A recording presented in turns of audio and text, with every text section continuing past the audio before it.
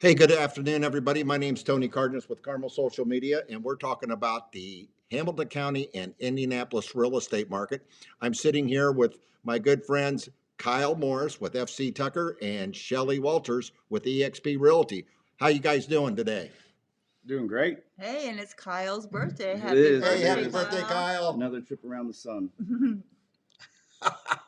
Well, hey, let's talk about what's happening in Hamilton County first. Let's go over that, and then the stats, what's been selling, what's pending, and then we'll move on down to Indianapolis area, and then we got a few things to talk about: what the interest rates are doing and what people are thinking about buying a house. They better get on the game plan and start grabbing some inventory.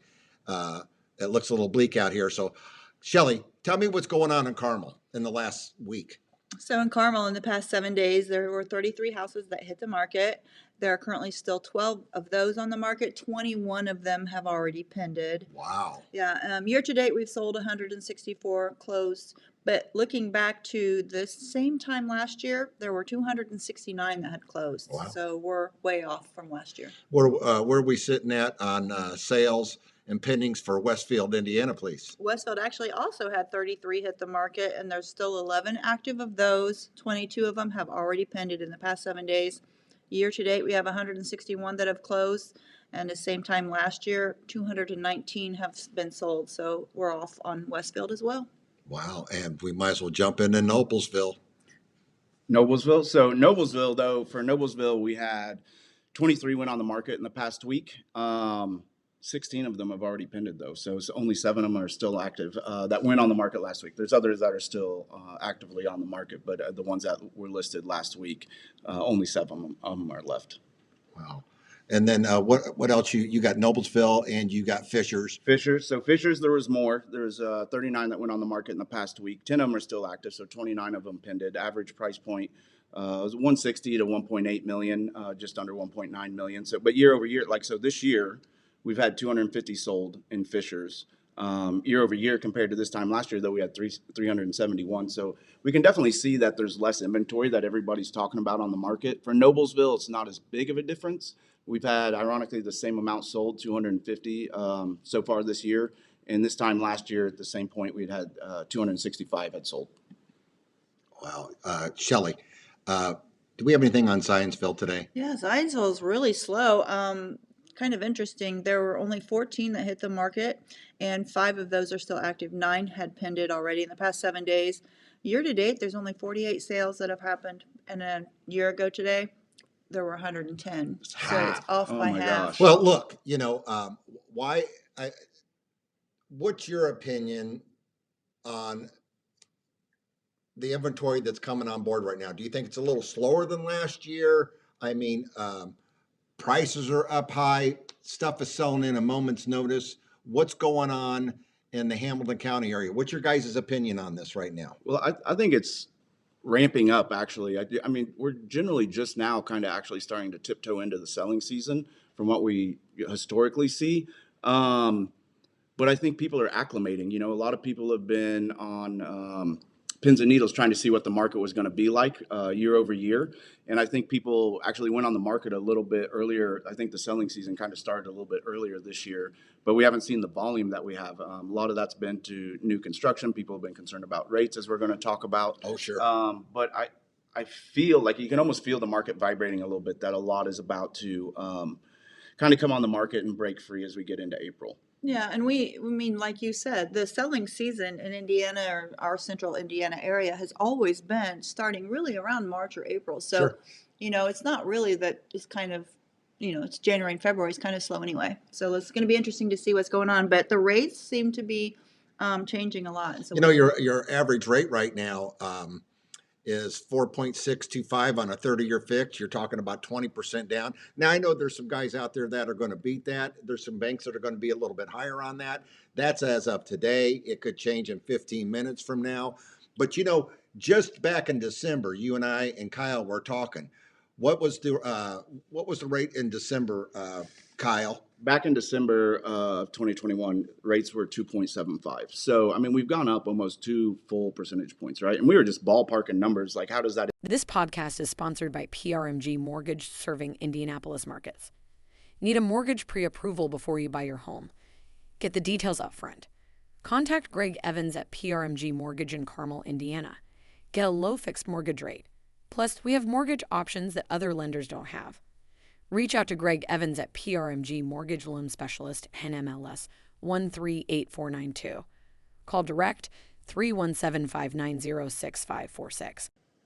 So, in the way that affects us is when you're sitting here thinking about, like, in Carmel, Indiana, you know, we have an average sales price of like 512, right? And so we're looking at right now with those rates, right? Your payment would be ballpark, right? We're just spitballing numbers here. It's a little bit over $2,100. It's like 2,106, something like that, right? That's right. And on that same rate back in December, you're more like 1,672, right? So you've got $484 there Something difference like that, that you've lost on what your mortgage payment would be on the same house on the Per lower month, rate. that's versus $6,000 now. a year. Right, it's a ton. Well, And- up to 6,000 a year. Well, You're right. roughly, yeah, Right. we're using rough numbers here, but that's $6,000 in 4 months that you changed if you had bought the house in Right, December. and so the question is like, so how much does that change what you can buy as rates go up, right? So like when we just did, like, that's a specific case we ballparked on the average for Carmel. I mean, that's $80,000 to $100,000 difference if you now buying bought power. with that higher interest rate, like what your payment would be, right? So the 1,600, what you would buy would now be $80,000 to $100,000 less than the 512, right? So that's significant. Yeah, but there's nothing we can do about that because we're in current market conditions. Correct. So, you know, if a buyer were to ever call you guys up and say, you know what, I'm thinking about buying a home this summer, you know, sometimes when you're, you better buy it now. You know, that would kind of turn me Yeah. off as a buyer for my first time or my second time. But Well, we do get asked that question all the I time. know you We do. get a constant question of, do you think we should wait? Should we start now? I think this, I mean, if you would ask me in December, I was always saying, and I get asked this question, I'm saying, I really don't know where we're going to go, but I would never have said in December that you should hurry up because in 4 months it's going to be this much higher. because there's less on the market too, right? I know, so Generally that's not when you would be as, I don't know, out there. And I mean, people who move in the winter tend to have to move in the Right. winter for the most part, right? Where you're trying to get a deal, and now everything just kind of broke open a little bit earlier. And to your point, like, do you wait or do you not wait? I don't know. I mean, these numbers would indicate you need to Right. do it. Well, I like, think not it- to be put, like, I you think it gotta all- do it now. That's Right. because you don't know where it's going to be. it all goes on who needs a house, when they need the house, can Yeah. they wait or can they not wait? But let's jump over to Broad Ripple for a minute. Okay. Shelly, we got some numbers on Broad Ripple, and you know, that market, it seems like when something goes up over there, just like anywhere else, but it's gone in seconds. What do we have in Broad Ripple in the last week? Where are we at with listings there, please? Well, they had 5 go on the market in the past 7 days. 4 of those are already pended. So we just, of those 5 that went on the market, 1 is still active.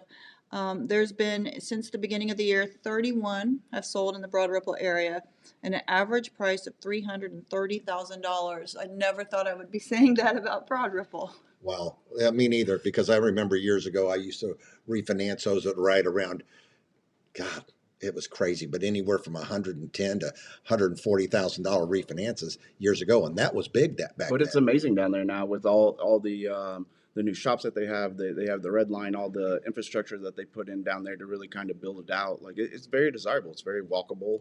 It's one of the better parts of Indy as far as being able to get out and about and just walk to whatever you want to walk to. Right. Hey, next week I got Justin Griffith coming in from Keller Williams.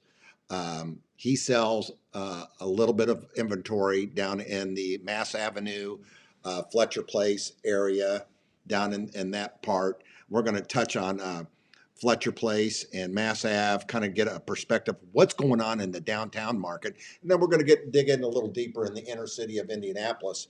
But either of you guys want to invite another agent on the show, you know what? We want to kind of get on to maybe tap on Avon, get a little stats out there because it's a real popular area. When's the last time somebody sold a house out in the Avon area or Brownsburg? Have you, Kyle, recently? Oh, I've done a lot, but for me, from where I live, it's an hour for me to get out there. And what 'cause about of you, Shelly? construction. I have 2 listings going up in Avon in the next week. Yeah, so it's a hot area out there. Mhm. Brownsburg, Avon, and Plainfield. So I think the more that we get resources in here, like if you want to, you put in an open invite, be careful what you wish for. Well, Shelly and I, we're going to bring a whole bunch of people in here. well, and we don't get want you too all many the people, but you know information we what? can. We're looking for people in those areas that Yeah. kind of are out in those areas that can join the group, talk about what's going on in the community out there. You know, there's a lot of people that want to know about other areas just besides, you know, what we're talking about right now, be a little bit more diverse on what we can do. So Tony, can I ask you a question? What do you think the rates are going to be? This is what you do. So can you tell us, are you seeing that they're going to go? To answer your question, Shelley, interest rates are climbing, and we've had several price increases in the last week. We will have Greg Evans on the show from PRMG Mortgage out of Carmel, Indiana, and the Indianapolis market, where he does a lot of business, and we'll talk about the fixed rates versus some other options that are available now. Also, I wanted to mention that we are broadening our reach into the Broad Ripple housing market along with Murdy and Kessler. Plus, next week, Justin Griffith with Keller Williams will be on the show, and we're going to be talking downtown areas like Mass Avenue and Fletcher Place, and we're going to tell you some hot spots to buy homes. Hey, everyone, thank you for being on the podcast this week. We are going to change our podcast name next week to the Indianapolis Real Estate Market Update, and this will include Marion County, Hamilton County.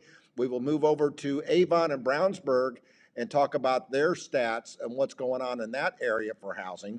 Remember, buyers and sellers, if you're thinking about making a purchase on a new home, make sure you get connected with a real estate agent so you get the professional guidance you need. Thank you to Kyle Morse with FC Tucker and Shelly Walters with eXp Realty. And oh yeah, where's Greg Cooper? Where's Greg Cooper with Compass Real Estate? Again, thank you, everybody. We'll see you next